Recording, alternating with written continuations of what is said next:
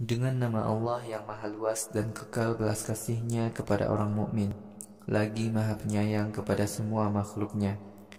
Orang-orang kafir dan orang-orang yang menyimpang dari agama Allah, Allah jadikan semua amal usaha mereka sia-sia.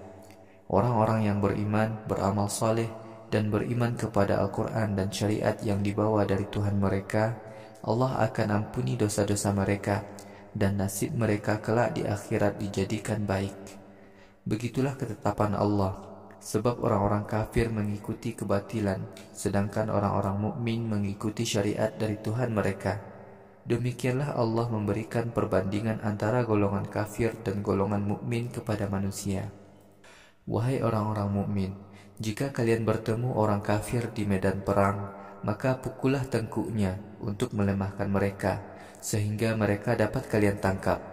Setelah perang berhenti, jika kalian suka, boleh kalian tawan atau kalian lepaskan. Begitulah ketetapan Allah. Sekiranya Allah menghendaki orang-orang mukmin menang, niscaya mereka dimenangkan tanpa perang. Akan tetapi, Allah ingin menguji sebagian orang mukmin dengan peperangan melawan orang kafir. Orang-orang mukmin yang mati dalam jihad, sesungguhnya pahala amal mereka tidak akan disia-siakan. Allah akan memberikan hidayah kepada orang-orang mukmin dan urusan mereka di akhirat dijadikan baik. Allah akan memasukkan orang-orang mukmin ke dalam surga yang pernah diperkenalkan kepada mereka di dunia. Wahai orang-orang beriman, jika kalian berjihad untuk membela Islam, niscaya Allah akan menolong kalian dan meneguhkan langkah-langkah kalian. Orang-orang kafir itu akan tersungkur di dalam neraka. Allah akan jadikan semua usaha mereka sia-sia. Begitulah ketetapan Allah, karena orang-orang kafir telah membenci Al-Quran yang Allah turunkan kepada Muhammad. Karena itu, semua amal usaha mereka menjadi sia-sia. Mengapa kaum kafir Quraisy tidak mau berkelana di muka bumi? Lalu mereka memperhatikan akibat buruk perbuatan umat-umat kafir sebelum mereka. Allah telah menghancur binasakan mereka. Orang-orang kafir itu akan menerima nasib buruk semacam itu.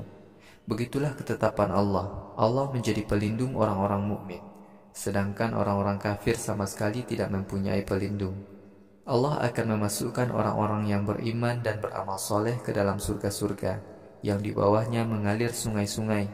Orang-orang kafir ketika di dunia mendapatkan kesenangan dan makanan sama halnya hewan-hewan ternak. Tempat tinggal mereka di akhirat adalah neraka. Wahai Muhammad, amat banyak negeri yang penduduknya lebih kuat daripada negeri yang mengusirmu dari kota Mekah. Negeri-negeri itu telah kami binasakan.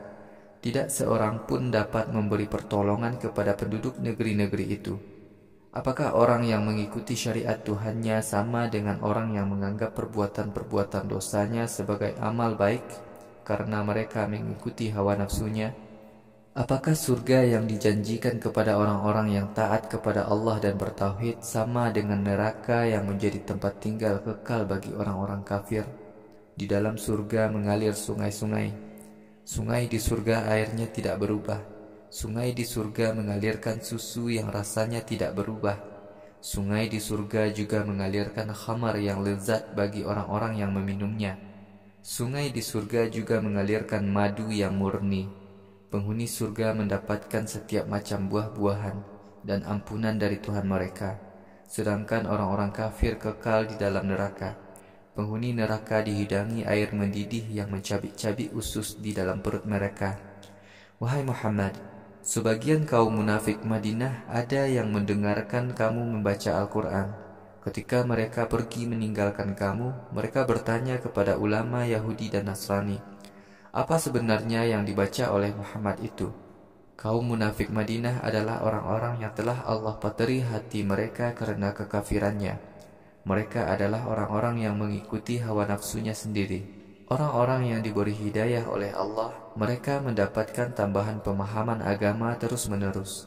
Allah memberikan semangat kepada orang-orang mukmin untuk taat kepada Allah dan bertauhid. Apakah kaum munafik Madinah menantikan azab yang datang dengan tiba-tiba kepada mereka? Sungguh tanda-tanda azab itu telah datang. Karena itu, bagaimana nasib kaum munafik Madinah ketika azab itu benar-benar datang kepada mereka? Wahai Muhammad, ketahuilah bahwa tidak ada Tuhan yang patut disembah selain Allah. Mohonlah ampun kepada Allah atas dosamu sendiri dan dosa orang-orang mukmin laki-laki dan perempuan.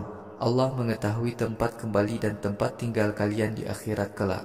Orang-orang mukmin Madinah berkata, alangkah baiknya sekiranya diturunkan sebuah surah Al-Quran yang jelas tentang perintah perang.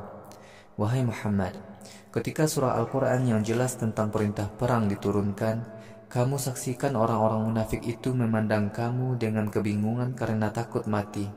Seharusnya yang lebih patut mereka lakukan adalah taat dan menyambut secara baik perkara yang telah diperintahkan oleh Allah.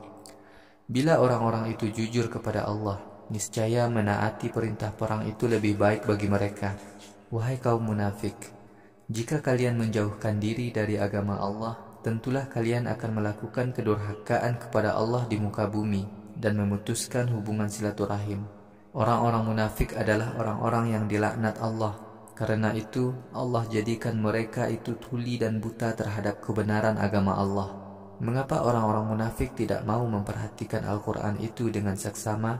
Ataukah memang hati mereka telah tertutup oleh setan? Sungguh orang-orang yang keluar dari Islam setelah mereka mendapati bukti kebenaran yang jelas, setanlah yang menguasai mereka. Setan membisikkan kesesatan kepada mereka.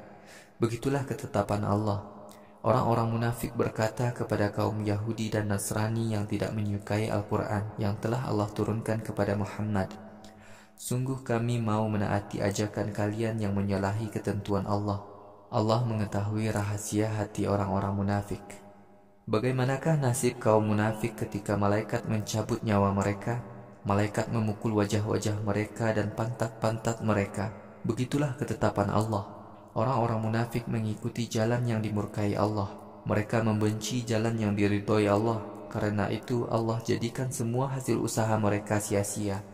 Apakah orang-orang munafik itu mengira bahwa Allah tidak akan menampakkan kepada orang-orang mukmin kedengkian yang mereka rahasiakan dalam hati mereka? Wahai Muhammad, sekiranya kami mau, rahasia dalam hati orang-orang munafik pasti kami perlihatkan kepadamu. Tetapi kamu dapat mengetahui dari tanda-tanda yang ada pada mereka.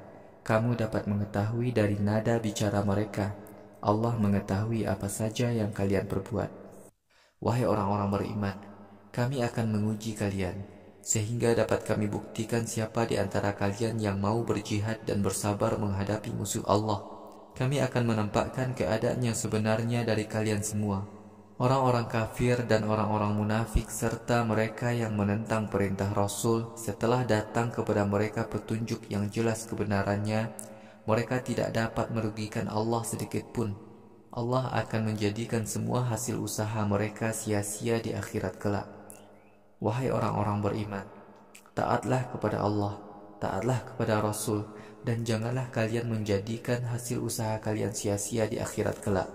Orang-orang kafir, orang-orang munafik, dan orang-orang yang mati dalam keadaan kafir, sungguh Allah tidak akan mengampuni dosa-dosa mereka sedikit pun. Wahai orang-orang mukmin, janganlah kalian merasa lemah menghadapi musuh Allah, dan kalian jangan minta damai kepada musuh, karena kalian lebih mulia dan Allah bersama kalian. Allah tidak akan menjadikan hasil usaha kalian sia-sia di akhirat. Kehidupan dunia ini bagi orang-orang kafir hanyalah untuk bersenang-senang dan hiburan.